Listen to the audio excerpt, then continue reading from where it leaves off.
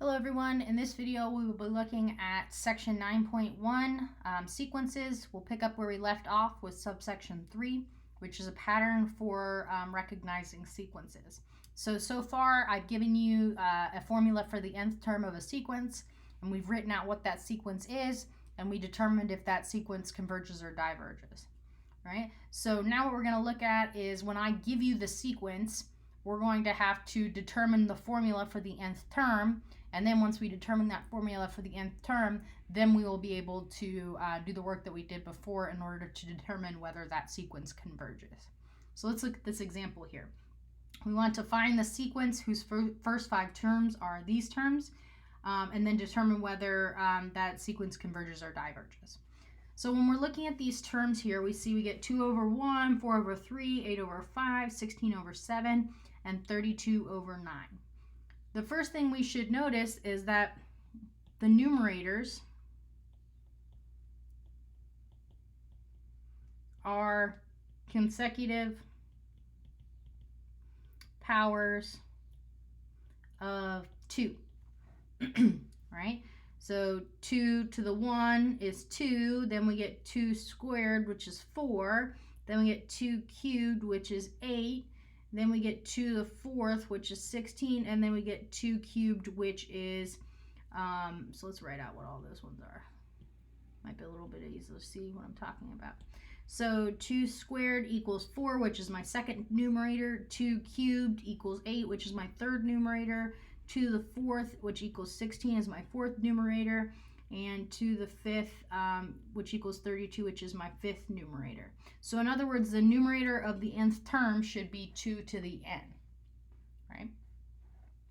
Okay, so now we look at the denominators. The denominators are 1, 3, 5, 7, 9, and so on. Notice those are just odd numbers, consecutive odd numbers, right? So the denominator are consecutive odd numbers, right? And so odd numbers we normally write as 2 times some number plus 1 or 2 times some number minus 1, because the 2 times the sum number makes it even, and then we either subtract 1 or add 1 to make it odd. So for example here, in order to get 1, I would write 2 times 1, and then minus 1 would give me 1, right? And then if I write 2 times 2 minus 1, well, that would give me 4 minus 1, which would be 3. Aha, that's my second denominator. And then 2 times 4, 3 would come next, right? 2 times 3 would be 6, minus 1 would be 5, which could be my third denominator, and so on, right? So in other words, 2n minus 1 should be my denominator. So the sequence is a sub n, and then my nth term is 2 to the n over top of 2n minus 1. So we have our formula for the nth term. So now all we need to do is determine whether it converges or diverges. So upon looking at this, I really can't see what's going on, even just looking at the terms up here. So we're going to have to do some calculus. So in other words, we need to consider the function where we replace the n's with x's, and where the function takes all real values, so that way we can do some calculus on it, right, to determine the limit. So the limit as x goes to infinity of f of x is 2 to the x over 2, whoops, I should write the limit first. The limit as n goes to infinity of 2 to the x over 2x minus 1. So we notice if we try to plug in infinity, we end up getting infinity over infinity, which means we should use L'Hopital's rule. Right? So we take the derivative of the numerator and the denominator. So I take the derivative of 2 to the x, I get ln of 2 times 2 to the x, and the derivative of 2x is just 2, and the derivative of negative 1 is 0. So now when I plug in infinity for x, I end up getting an exponential function in the numerator, so this is infinity, right? So by our first theorem, by theorem 9.1, the limit as n goes to infinity of our function, of our sequence, is infinity. So what does that mean?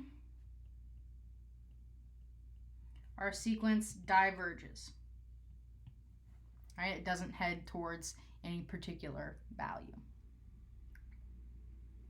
Okay, so now let's do another one here. This one's a little bit trickier. We want to determine the nth term of the sequence that has the first 5 terms: negative 2 over 1, 8 over 2, negative 26 over 6, 80 over 24, negative 242 over 120, and then we want to decide whether that sequence converges or diverges.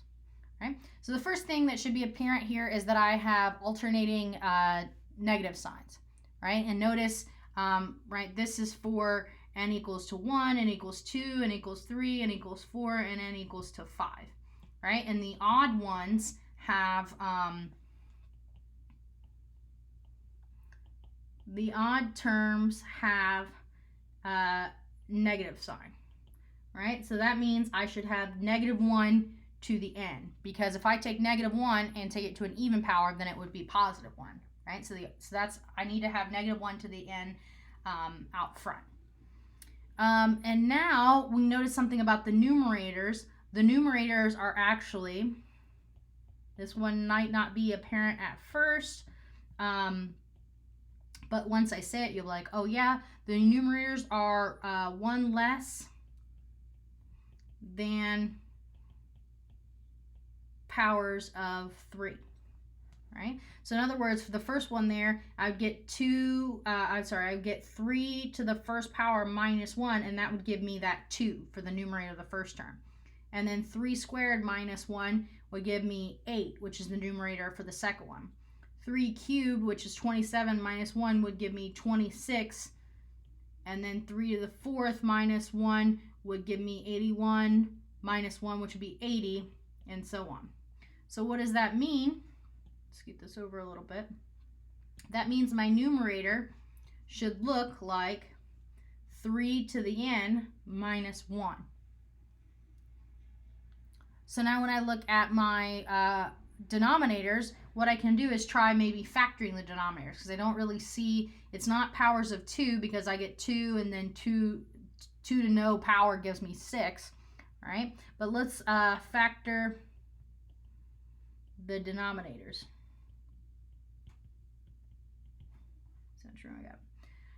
Okay, so I get 1, which is just 1. How about 2, which is just 1 times 2? Then my next is 6. Well, 6 is 1 times 2 times 3, right? Because 2 times 3 is 6. 24. Well, 24 is 1 times 2 times 3 times 4, right? Because this is 6 times 4, which could be 24. So as you can see, I'm starting to realize that it is a factorial, right? Because when I multiply consecutive numbers, right, in other words, 120 here, 1 times 2 times 3 times 4 times 5, right? So my denominator should look like n factorial. Okay, so my sequence is a sub n equal to negative 1 to the n out front because of the alternating negative signs, 3 to the n minus 1 in the numerator, and n factorial in the denominator, right? So now we need to figure out whether it converges or diverges. So because of this negative 1 to the n, I should think back to our absolute value theorem, right? So the absolute value of a sub n is equal to negative 1 to the n, 3 to the n minus 1 over n factorial in the absolute value. So in other words, we get rid of the negative 1 to the n, so it just looks like 3 to the n minus 1 over n factorial, right? And so we need to look at the limit as n goes to infinity of the absolute value of a sub n. If this equals to 0, specifically 0, then our original one converges to 0 as well, right? So here, what is this? We just figured that out. It looks like 3 to the n minus 1 over n factorial. Okay, so we actually don't have to do any fancy calculus for this because we already took care of solving what we should do here. Remember, factorial functions, when we did this squeeze theorem, and we actually could do the squeeze theorem for this problem, but if we realize that factorial functions grow a lot faster than exponential functions, that will help us, right? So factorial functions n factorial grows faster than 3 to the n, right? And 3 to the n, even when I put a minus 1 there, doesn't matter, right? Because subtracting 1 is insignificant when I start plugging infinity in. So since n factorial grows a lot faster than 3 to the n, that means my denominator gets really large and much larger than my numerator.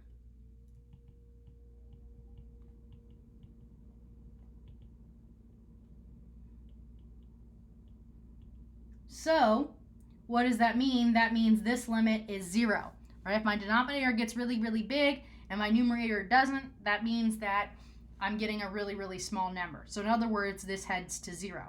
So my limit of the absolute value heads to 0.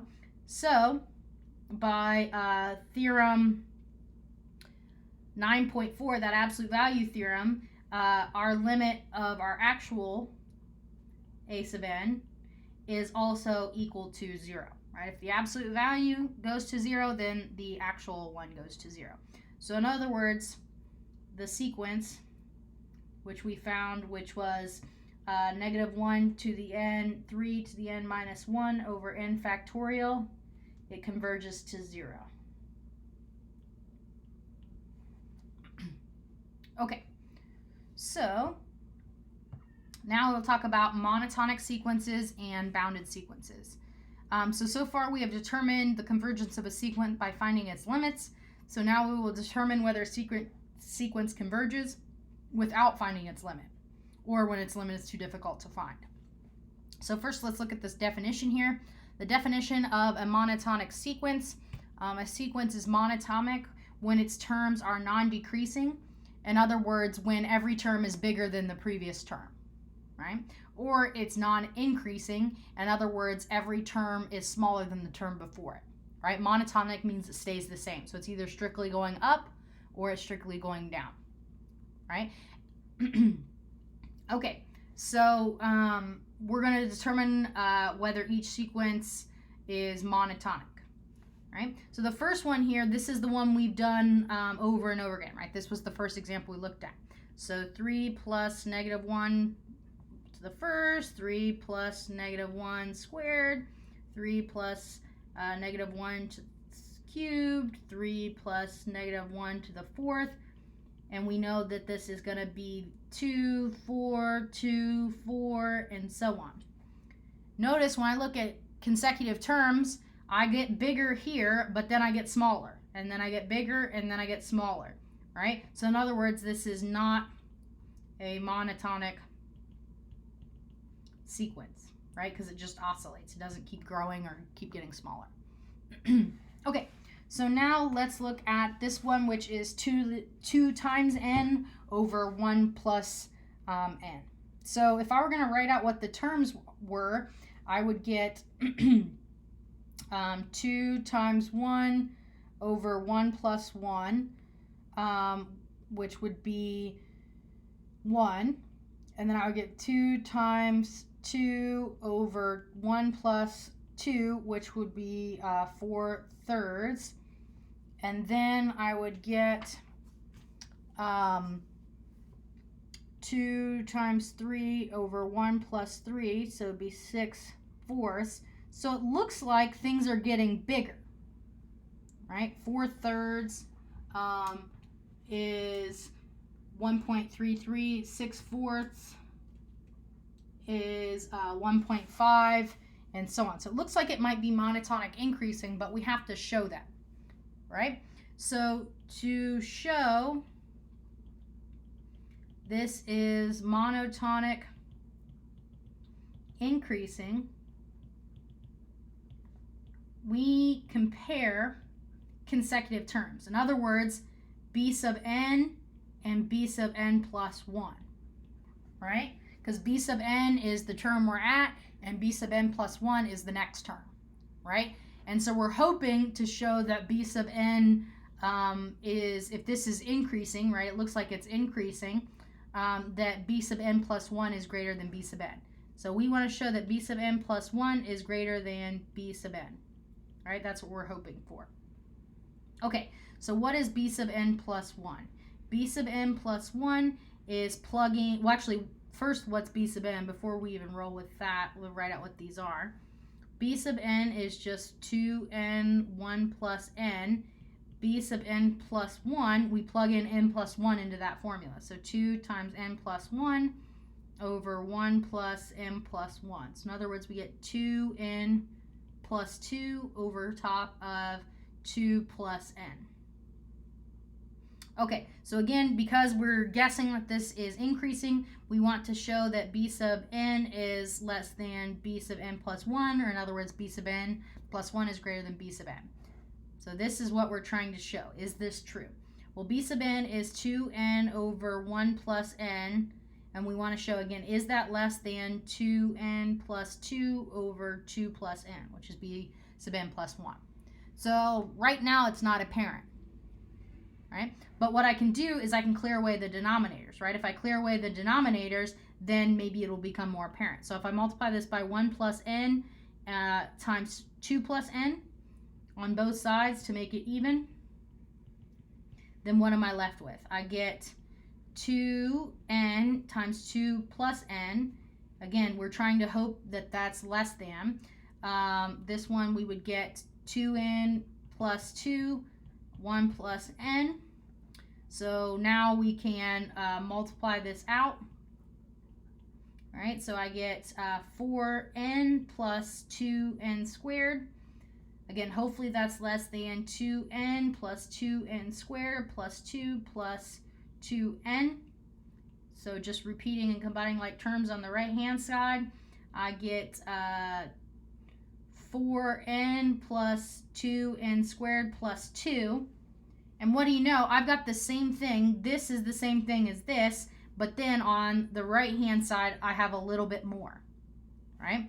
So in other words, if I subtracted everything to the other side, I would get minus 4n would cancel out with minus 4n. Minus 2n squared would cancel out with minus 2n squared. I'd be left with 0 is less than 2. Is that true? Yes, that is true, right? So we have shown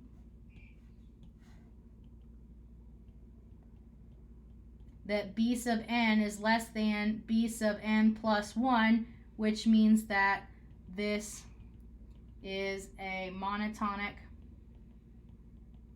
increasing sequence, which was our goal.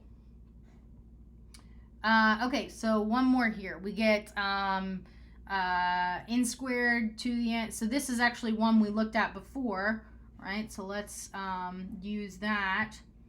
So n squared, where are we at here? It is this sequence right here.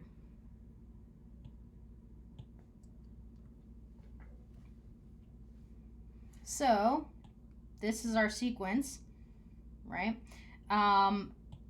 This goes 1, and then just for the sake of understanding what's going on here, 4/3 is 1.33, and then 9/7 is 1.29, 16/15 is 1.07, and so on. I'm rounding those numbers, but I wanted to give us an idea of what's going on. So notice from here to here, I go up, right? I increase. But from here to here, I go down, right? So because I go up and then I go down, this isn't monotonic, right?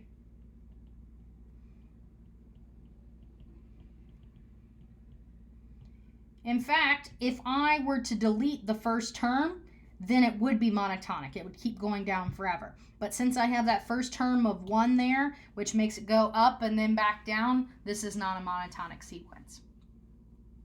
Okay, so remember we said, well, actually, let's look at one more definition here. A definition of a bounded sequence. And it's exactly what you think it is, right? Bounded. A sequence is bounded above when there's some real number such that all of my terms are less than that number, right? And we call M an upper bound, right? If it's the biggest guy that everybody's below. The same thing, we're bounded below, except we've got some number N such that my sequence is bigger for all of my sequence values.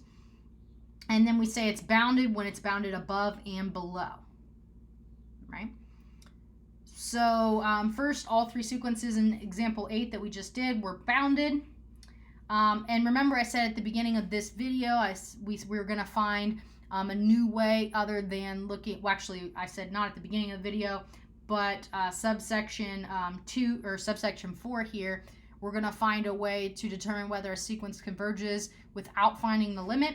Well, here's how we do it. Theorem 9.5.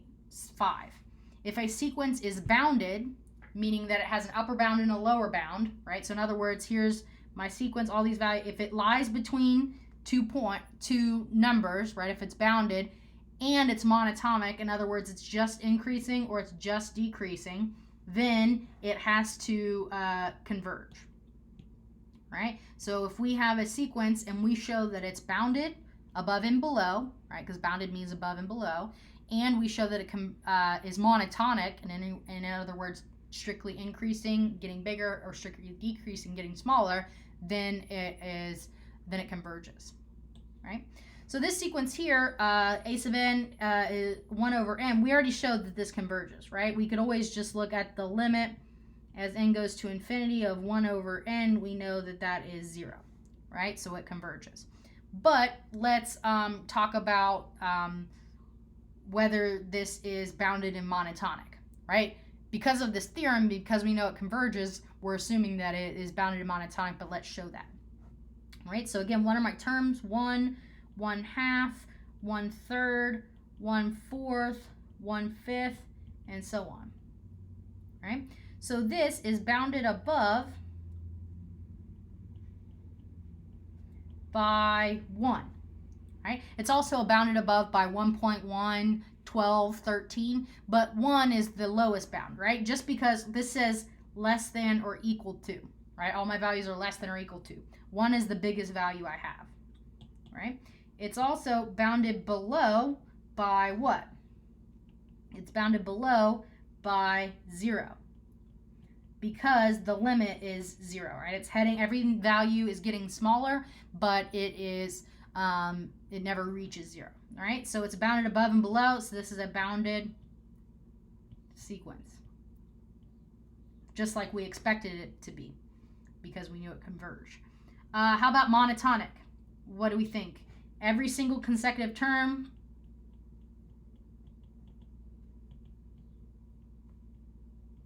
gets smaller. All right, in other words, 1 over n plus 1,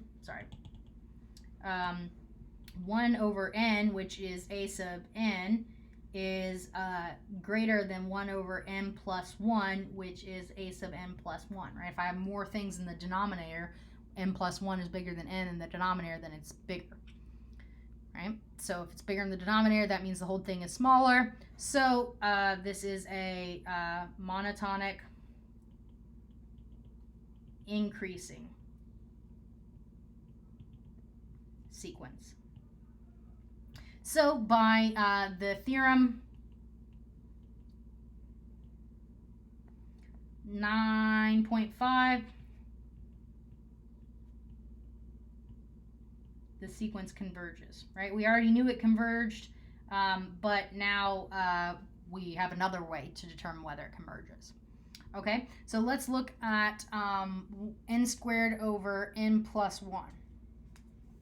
So this one here, n squared over n plus 1, it would be what, 1/2, then 4/5, then 9/4, then 16 fifths.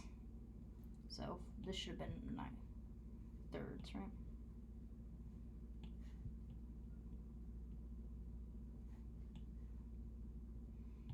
Then 25/6, and so on.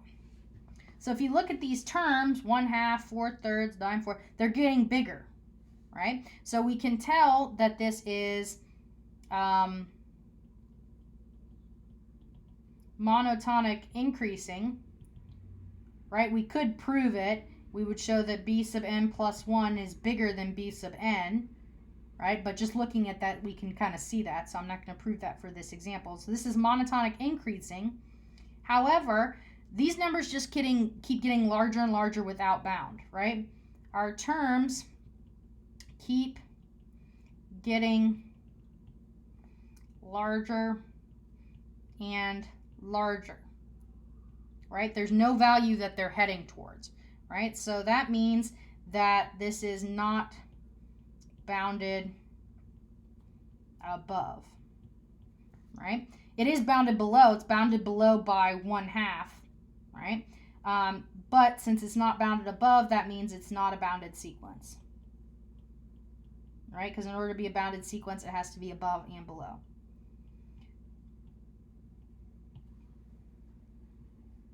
Okay, and then -1 to the n, well, that one looks like -1, 1, -1, 1, -1, 1, and so on. Well, notice this is bounded above by 1, because that's the biggest. It's bounded below by -1, so that means it's a bounded sequence. But is it monotone? Well, no, because to go from here to here, it goes up, but to go from here to here, it goes down, then up, then down, right? So this is not a monotonic sequence. All right, so that's all I have for this video. Thank you.